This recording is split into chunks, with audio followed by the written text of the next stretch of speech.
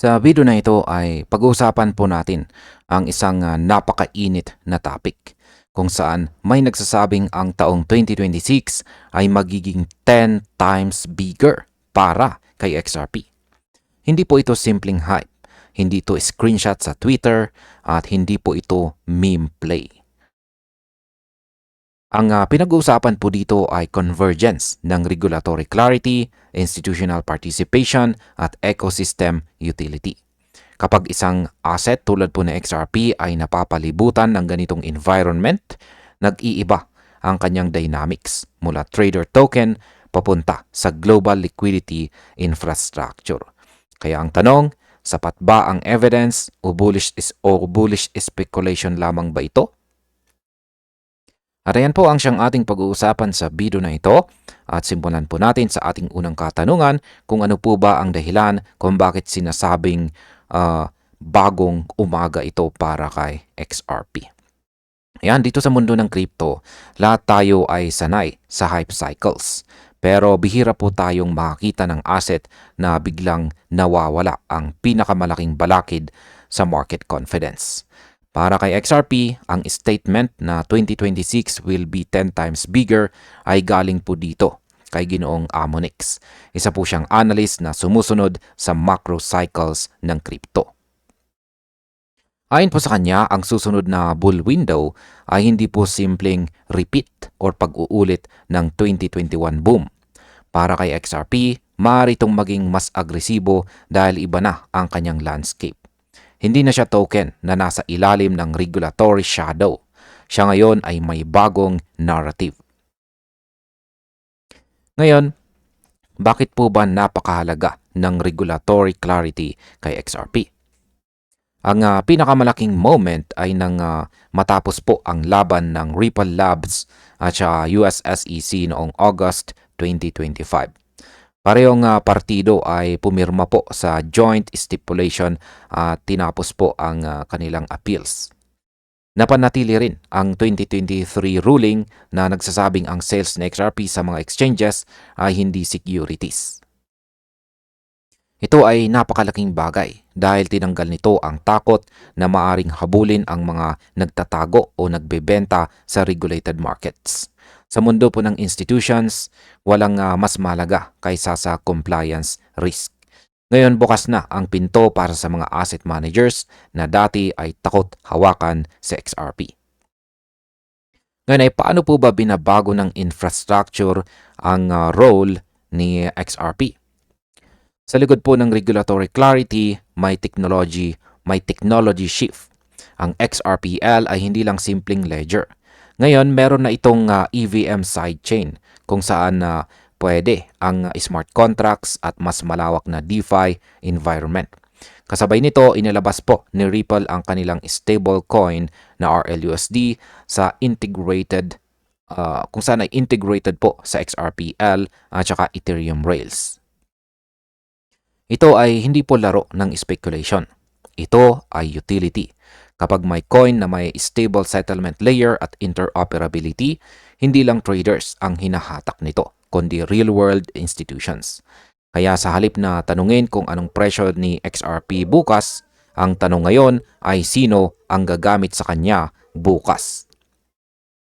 Ngayon ay ano po ba ang ibig sabihin ng mula token papuntang ecosystem? Nito pong taong 2021, si XRP ay isang tradable asset na sinusukat lang sa presyo ng pumps and dumps. Ngayon, ang narrative ay nag-matured. Siya ay payments infrastructure para sa cross-border remittances, institutional liquidity, settlement at saka settlement rails. Kapag ang token ay nagiging ecosystem, tumataas po ang structural demand, hindi lamang po speculative demand. Para po sa mga matagal nang nagho-hold or nagho-hodl kay XRP, ito ang pinakamahalagang transition.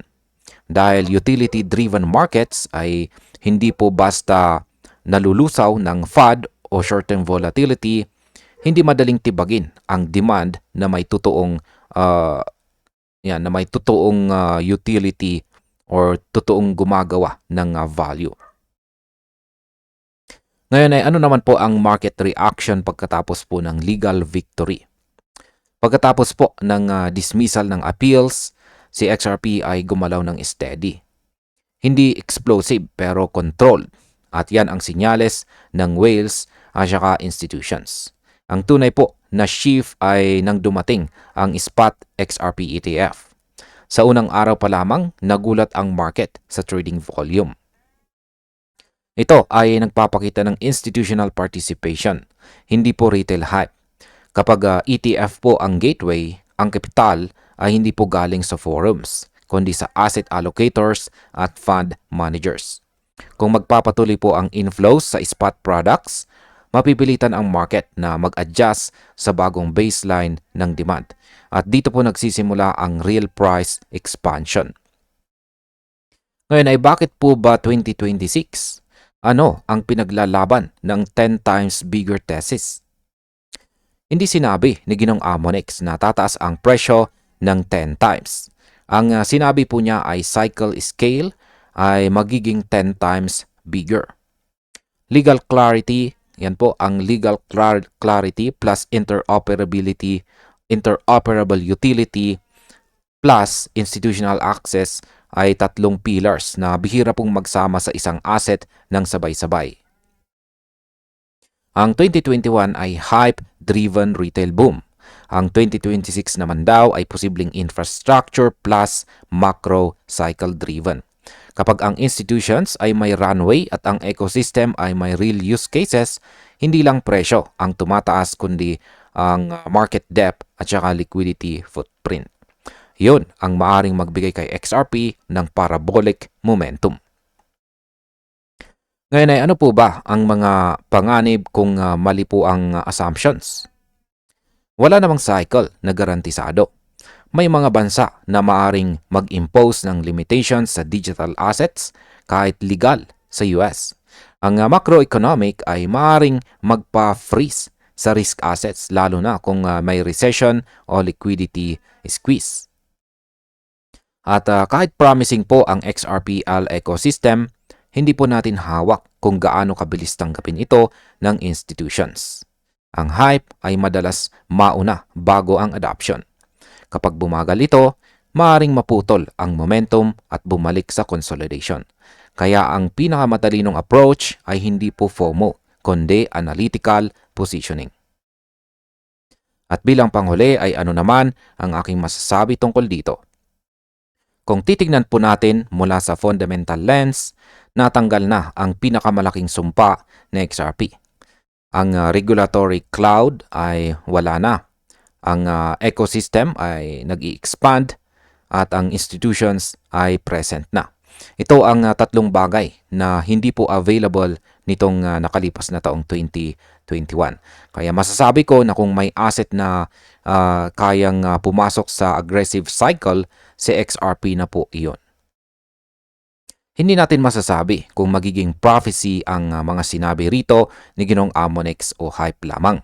Pero kung magkakasabay ang institutional adoption at XRPL-driven utility, maring tama siya na ang 2026 o next year ay magiging 10 times bigger. Kaya ngayon pa lang ay bantayan po natin ang galaw. At hanggang dito na lamang po tayo sa video na ito mga ka-crypto. Maraming salamat sa panonood.